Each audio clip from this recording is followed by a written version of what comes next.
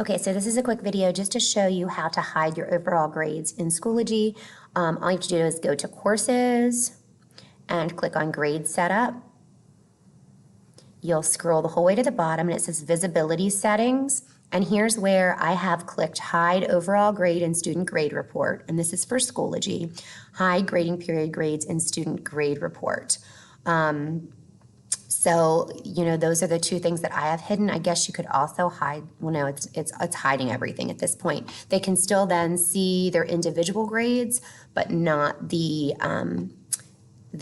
final grades, the overall grades. So if I go in and I view the course as one of the students, and I scroll to grades here, and then I scroll down. See, they can still see the individual grades. They can still click on their missing assignments, but there's just no final grades here at the bottom because those should be shown in PowerSchool. Hopefully that helps.